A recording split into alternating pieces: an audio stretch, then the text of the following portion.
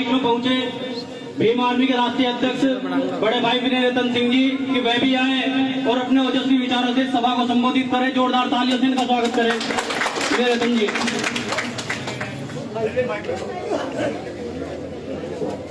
सब लोग आपका बाबा सब पीछे रहो, बाकी सब लोग पीछे आ जाओ। शुक्रिया आभार सभी साथियों का जो डंडे रहे में बुलाया। हालांकि मैं कह रहा था सोनू लाठी को और अपने साथियों को प्रवीण को, मैंने भाई शाम के समय बुलाते, पूरा समाज जो काम पे जाता है हमारा, क्योंकि समाज मजदूरी करता है, सब इकट्ठे होते, तो कहने के नहीं भैया बारिश का समय आप आ जाइए। माइक लेना पड़ेगा उधर और तक खड़ी जी नहीं उधर खड़ी बहुत। अरे आप चिंता ना करें, आप आ जाओ।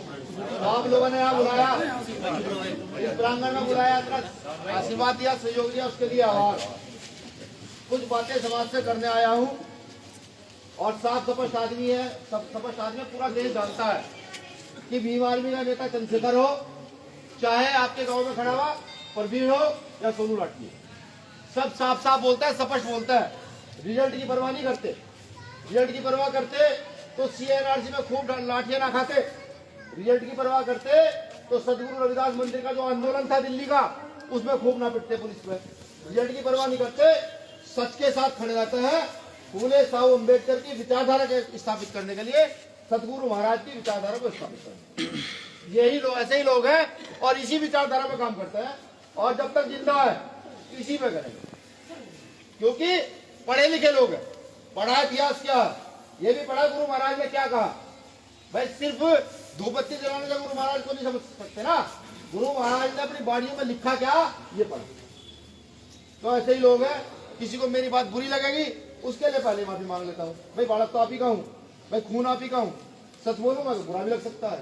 ठीक, तथागत गौतम बुद्ध, संतों में संत शिरोमणि सतगुरु रविदास जी महाराज, भगवान वाल्मीकि, संत कबीर, गुरु नानक देव, गुरु घासीदास, या वो तमाम संत जिन्होंने भारत की सरजमी पर पैदा होकर के, भाई आवाज ना पीछे तो बिल्कुल भारत की सरजमी पर पैदा होकर के भारत के छूतों के लिए, भारत के शूद्रों के लिए या भारत के उच्च वर्ग के लिए उसको ऊपर उठाने का काम किया, या उस समय ऐसे ऐसे शब्दों को लिखने का काम किया जो आज पूरे देश के अंदर समता समानता की बात करता हो। इसी बीच गुरु रविदास जी का एक दोहरा जरूर कहना चाहूंगा। सब जानते हैं, सबको पता, पूरा देश जानता है, लेकिन उसको स्थापित करने के लिए इस देश में मात्र चंद लोग काम करेंगे। कि चाहूं ऐसा राज्य में मिले सबन कौन, छोट बड़े सब संग बसे, रैदास रहे परसन।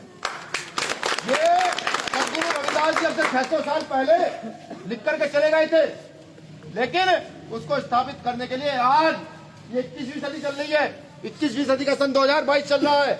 उसको स्थापित करने के लिए कितने लोग प्रयास होते हैं ये सबको पता, मैं नहीं बताऊंगा, ये सब जानते हैं।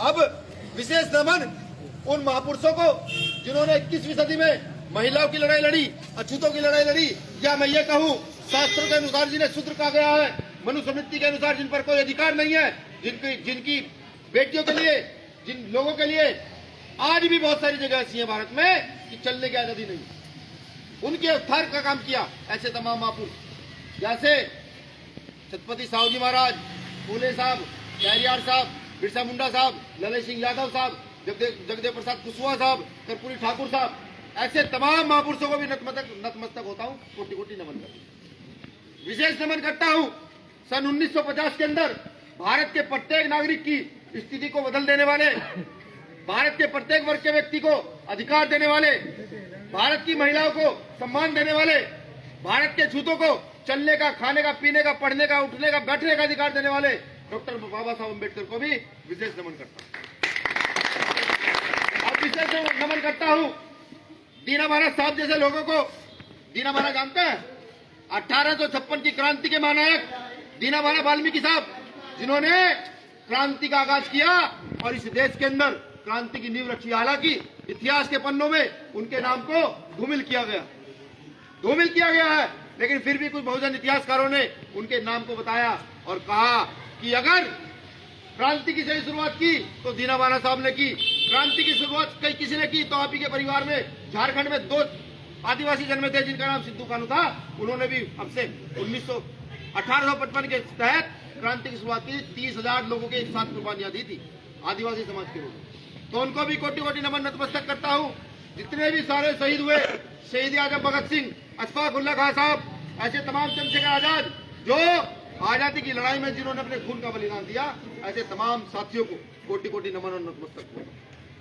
अब विशेष नमन है, जब ये बहुजन समाज की आग थम रही थी, बाबा साहब अम्बेडकर के जाने के बाद 1956 के बाद जब दलितों पर अत्याचार, अन्याय, शोषण और बढ़ा, आजादी के बाद उस लड़ाई को पुनर्जीवित करने वाले दीना भाना वाल्मीकि साहब, जिन्होंने साहब काशीराम साहब को अनिलेशन ऑफ कास्ट देकर के बाबा साहब अम्बेडकर की एक किताब देकर के साहब काशीराम साहब का जीवन परिवर्तित किया और उनको कहा कि साहब ये है जो कुछ है सब जानते होंगे। 14 अप्रैल की छुट्टी के लिए उन्होंने अपनी नौकरी तक को लात मार दी। उन दीना भाना साहब को भी कोटि कोटि नमन नतमस्तक करता हूँ।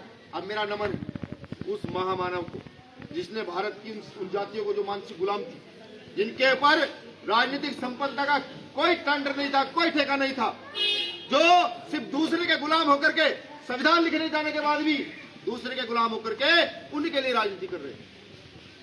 साहब काशीराम को जिन्होंने यहाँ की सभी जातियों का प्रतिनिधित्व खड़ा किया, यहाँ पर मानसिक गुलामी को दूर किया और एक रिक्शा चलाने वाले के बेटे को, एक टायर पंचर लगाने वाले के बेटे को भी ये बताया कि तू इस देश का मुख्यमंत्री, प्रधानमंत्री और मंत्री, एमपी, एमएलए, विधायक बन सकता है। ऐसे महामानव साहब काशीराम से क्रांतिकारी सलूट और नमन।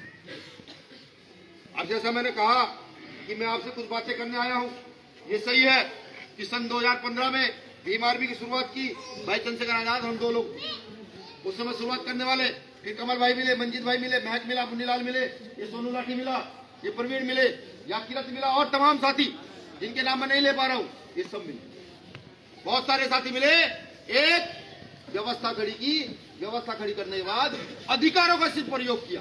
वो अधिकार क्या थे कि बाबा साहब अम्बेडकर ने आर्टिकल 19 लिखा है, आर्टिकल 19 में भारत के प्रत्येक वर्ग के व्यक्ति को अपनी बात रखने की आजादी है। मैं यहाँ खड़ा होकर बोल रहा हूँ, अगर आर्टिकल 19 ना लिखा होता तो शायद मैं यहाँ खड़ा होकर बोल ना पाता, बिल्कुल ना बोल पाता। तो उस आर्टिकल 19 के तहत हम लोगों ने पूरे देश में जा करके अपने समाज के लोगों को बताना स्टार्ट किया कि हम कौन है, हम क्या है।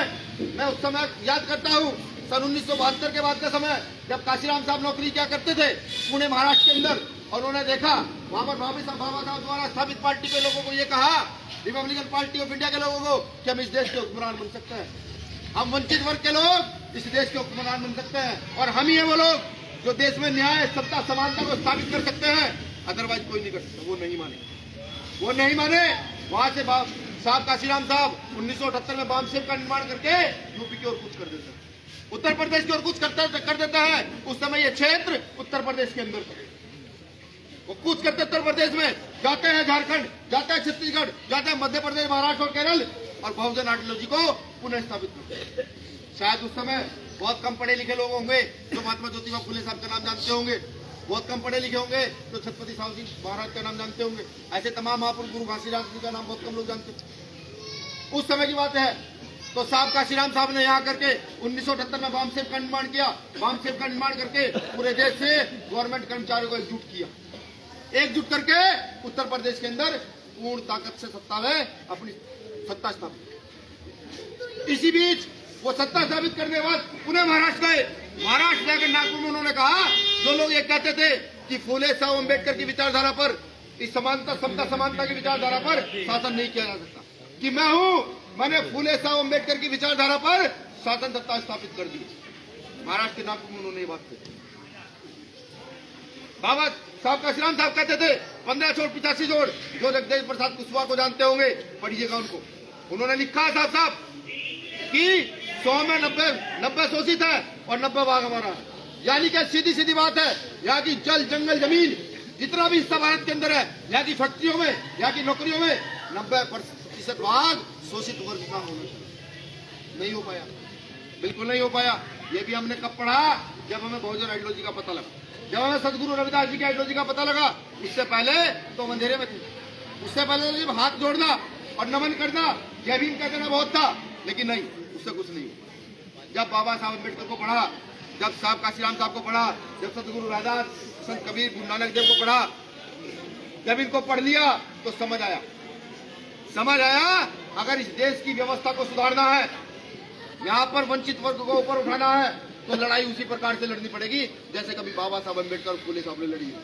उस समय वो अकेले थे, जब लड़ना शुरू किए पूरा विपक्ष था। आज तो मेरे समाज के लोग इतने मजबूत हैं कि मैं सड़क पर चला जा रहा हूँ कोई तू कह दे तो अभी ढंडेरे के सारे लोग निकल कर रोड जाम कर दे। मैं जानता हूँ इतने ताकतवर किया है ढंडेरे के लोगों ने किया है। जब जब कोई आंदोलन हुआ है तो ढंडेरा पूरा पूरा उतर गया सड़कों पर, मुझे पता है। लेकिन हमें समझना पड़ेगा जिस आइडियोलॉजी को आज बहुजन से सर्वजन बनाया गया है। मैं एक कहानी और आपको 2 मिनट की बता दूंगा। बारिश भी आने वाली है, भीगना पड़ सकता है, तब अंदर जाकर बात करेंगे, लेकिन मैं बात अपनी पूरी रखूंगा। सम्राट अशोक का नाम सुना है किसी? कितने लोग हैं जिन्होंने सम्राट अशोक का नाम सुना है? सम्राट अशोक के राजा थे वैद्रथ का नाम सुना है किसी ने? वैद्रथ पढ़िएगा, आप इतिहास के अंदर जाइएगा, बहुजन आइडियोलॉजी की किताबें उठाइएगा और ये देखिएगा कि आपकी शासन सत्ता कहाँ थी जिसमें इस देश का ओबीसी आता है, दलित आता है, इस देश के मुसलमान आते हैं। ये लड़ाई जो हिंदू मुसलमान की लड़ाई नहीं है, ये लड़ाई उन 4 वर्णों के बीच है, ब्राह्मण, क्षत्रिय, वैश्य और शूद्र। ये जो शूद्र है देश में जितना ईसाई है, जितना मुस्लिम है, ये सब शूद्र कैटेगरी में आता है। मुसलमान आए कहां से? चंद्रलोक बाहर से आए थे जो कुरान की खासियत समझकर, या हमारे परिवार के जो पूर्वज थे जिनका शोषण होता था, जिनकी बेटियों के साथ दुराचार होता था, उन्होंने देखा इस्लाम को मानने वाले लोग एक दस्तरखान पर बैठाकर खाना खिलाते हैं। तब उस समय उन्होंने, क्योंकि जब सम्मान नहीं, इज्जत नहीं, कुछ नहीं, तो उन्होंने सम्मान के कारण इधर आए। तो ये वही लोग हैं, ये वही लोग हैं जो सम्मान पाने के लिए खड़े हुए मजबूती के साथ, ये वही लोग हैं। तो मैं बता रहा था सम्राट अशोक के बाद, सम्राट अशोक के लास्ट 10वें राजा होते राजा वैद्रथ। पढ़िएगा, सब बताएंगे। जब वामशिव के चैप्टर में जाएगा तो पता लगेगा, जब हिस्ट्री में जाएंगे तो पता लगेगा कि आपने यहाँ हजारों साल राज किया इस देश के ऊपर, और इस मनवादी व्यवस्था से को ही आपने हर बार चैलेंज किया है। वो जो हमारा राजा का लास्ट राजा राजा वैद्रथ, उसने सिर्फ एक गलती की थी साहब, उसने गलती की थी कि पुष्पमित्र शुंग नाम के ब्राह्मण को अपना सेनापति बनाया था। पुष्पमित्र शुंग नाम का ब्राह्मण जब सेनापति बना तो चंद सालों में हजारों साल की सत्ता समाप्त की गई और हमारे राजा वैद्रथ की हत्या करके उस राजकाज पर अपना कब्जा कर लिया। ये मैं नहीं कहता, ये मेरी जुबान नहीं है, ये हिस्ट्री में पढ़िएगा, और अगर ना मिले तो मुझे बताएगा, मैं किताब भिजवाऊंगा। और ये लगे आपको कि यहाँ भीम आर्मी का उनका कार्यकर्ता एक आया था जिसका नाम था, गलत कहा गया है तो मेरे साथी को फोन कीजिएगा, 2 घंटे लगते हैं मुझे, मैं कहीं भी हूँ आसपास के क्षेत्र में, चुनाव का दौर है, 2 घंटे में डेरा पहुंच जाऊंगा विद प्रूफ के साथ। आज भी स्थिति वही है, आज स्थिति वही है जो 1585 का नारा साहब काशीराम साहब देकर गए थे। मुझे एक बात बताइए, 2 लोगों में झगड़ा हो जाए, एक करोड़पति है, एक का राजनीतिक बैकग्राउंड है और एक गरीब मजदूर है, गलती किसकी होगी?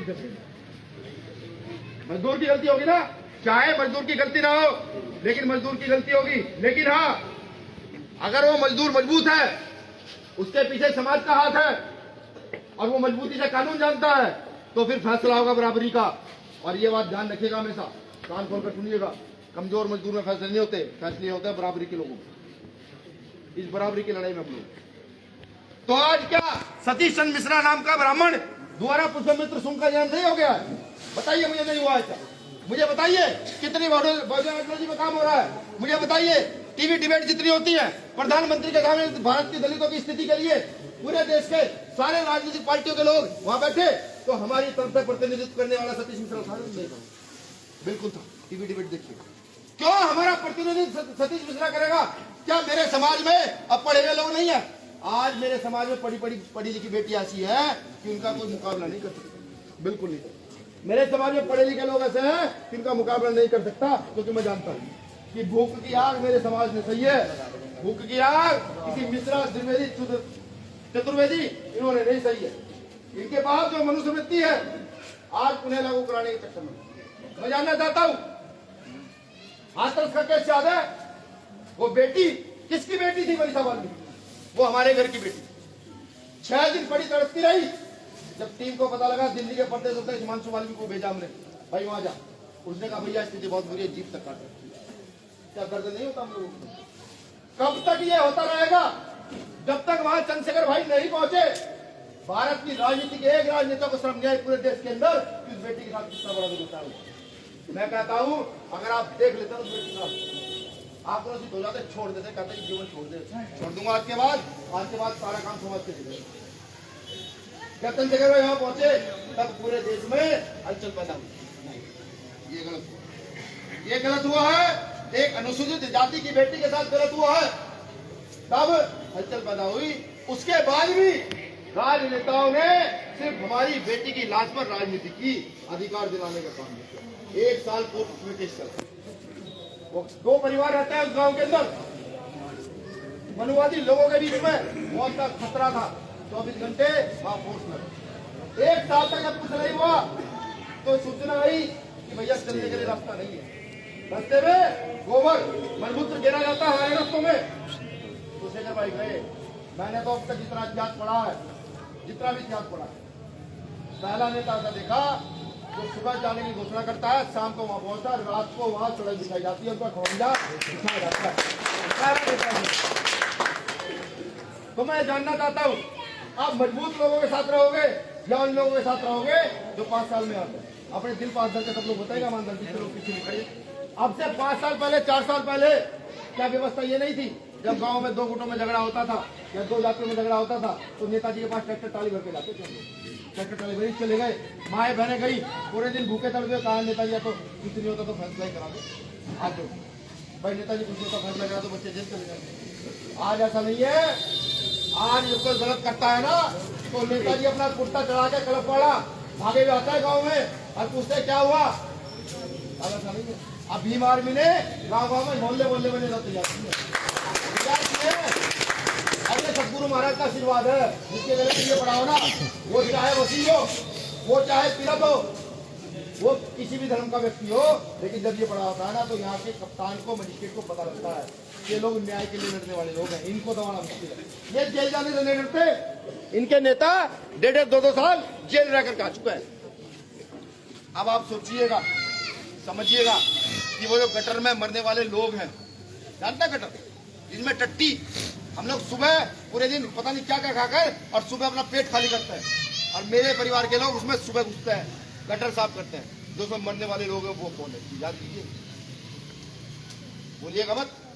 दिल्ली के अंदर कोरोना में जब कोई सवर्ण जाति का मरा तो 1 करोड़ रुपए अनुदान दिया गया, लेकिन मेरे परिवार का व्यक्ति जब सफाई करता हुआ मरा तो सिर्फ घोषणा हुई 20 लाख की, दिया कुछ नहीं गया। ये मैं नहीं कह रहा, जाइएगा दिल्ली की टीम बुला दूंगा, वो बताएगी बिग प्रूफ बात। ये जातीय दंश अभी भी भारत के अंदर बिल्कुल है। भारत के अंदर ये तो खड़े आपके सामने समीम साबरी साहब 3 साल से भीम आर्मी का पटका फिर रहे हैं। आज तक मैंने इनको कभी बताया नहीं, आज तक कभी बताया नहीं। जब भीम आर्मी से जुड़े, जब पार्टी बनाने का कोई इरादा नहीं था, कोई ये कहता हूँ पार्टी बनाएंगे, नहीं, बिल्कुल इरादा नहीं था। ये जो जुड़ गए, मैंने पता किया, उन्होंने कहा भाई अच्छे बिजनेसमैन व्यक्ति और सामाजिक कार्य छक्के करते हैं। किसी की बेटी चली जाए, भाई हमें शादी की जरूरत है, खड़े हो जाते हैं। भाई ज्यादा नहीं कम जितने भी इनमें क्षमता है, स्कूलों के लिए ये सब काम करते हैं। ये व्यक्ति तब से भीम आर्मी के साथ जुड़ गए और आज तक जब इन्होंने मुझे रिकॉर्डिंग सुनी, बता रहे थे ना भैया देखिए ये फोन आया हुआ है, हमने कहा साहब देखिए आप जा सकते हैं, हमारी तरफ से प्रेशर नहीं है, लोकतंत्र है, आप जा सकते हैं। अगर आपको अच्छा लगता है, सिर्फ आपको चाह विधायक अगर बनने की है तो आप चले जाइए। उन्होंने भैया विधायक बनने की चाह अगर होती तो उससे भी बड़ी बड़ी पार्टियों के ऊपर है। विधायक बनने की चाह नहीं है, चाह है तो आप जैसे लोगों के साथ काम करने की चाह है। और आप जहाँ गड्ढे में गिरोगे तो गड्ढे में चले जाएंगे, और अगर आप बस में बिठा के कह दोगे ये क्षेत्र छोड़ दो, ये क्षेत्र भी छोड़ दो। इसलिए इनका टिकट फाइनल किया गया है, यहाँ से ऐसे नहीं किया गया, पैसे के आधार पर नहीं किया गया। पूछिए, इनसे पूछिए, हरिद्वार के प्रत्येक प्रत्याशी से जाकर पूछिए क्या आजाद समाज पार्टी भीम आर्मी के लोगों ने 1 रुपए की डिमांड की है?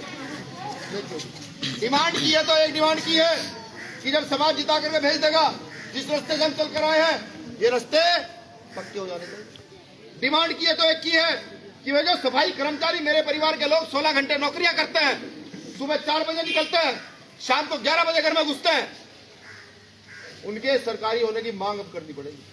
अब 4000 में मेरा परिवार नौकरी नहीं करेगा। डिमांड की तो यह की कि जब आप जाएंगे विधानसभा में, जो मैनिफेस्टो हमने लिखा है जिसमें बेटी और बेटों के लिए योजना की गई है, जो बुजुर्ग आज बुजुर्ग हो जाते हैं उनके लिए पेंशन के नाम पर सिर्फ और सिर्फ धांधली है। यहाँ इतनी माएँ बैठी हैं, मुझे बताओ कितने लोगों की पेंशन लगातार आ रही है? नहीं आ रही है, क्योंकि जब तक विधानसभा में लड़ने वाले लोग नहीं होंगे तब तक हम लोगों के साथ यही होगा। अगर हमारी बात कोई कर सकता है तो हम में से ही कोई हमारी बात कर सकता है। ढंढेरे की जानकारी अगर जाकर सहारनपुर दिल्ली में कोई दे सकता है तो ढंढेरे का व्यक्ति दे सकता है, बाहर का व्यक्ति नहीं दे सकता, बिल्कुल नहीं दे सकता। तो इसलिए चुनाव किया गया, लोगों को ढूंढा गया, सबको इकट्ठा किया गया और समाज से अपील करनी शुरू की गई। आप क्या जानते हैं, जिस दिन राजनीतिक पार्टी का निर्माण हुआ उससे एक दिन पहले भी ऑफर गया था बहन जी के पास, कहा था उनको राजनीति नहीं करना चाहते बहन जी, लेकिन ये जो लाखों मुकदमे 2 अप्रैल में लगे हैं, ये जो लाखों मुकदमे 2018 में भीमा कोरे गांव में हमारे लोगों पे लगे हैं, इनका क्या, इनका सोल्यूशन कौन करेगा? मैं पूछना चाहता हूँ, तेरा भाई 2 अप्रैल में खोए हम लोगों ने, बताओ तो कोई एक नेता ऐसा निकला हो जिसने मंच पर चढ़ के विधानसभा में घोषणा की उनके लिए? घर देखोगे रो पड़ोगे, अपना घर बेच कर देखोगे। मध्य प्रदेश गया, एक बेटी जिसके 4 छोटे छोटे बच्चे थे, आज पकड़ा करके कि भैया जय भीम, मैंने कहा बेटा जय भीम कौन है?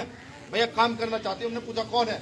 पता लगा वो बेटी है जिसके पति को 2 अप्रैल में गोली मार दी गई, तो उसके खाने के लिए नहीं है। दीवार भी पन्नी की है, काली पन्नी की दीवार है, लेकिन भारत की राजनीति का एक राजनेता नहीं बोला। क्या दलित राजनेता नहीं है पूरे देश के अंदर?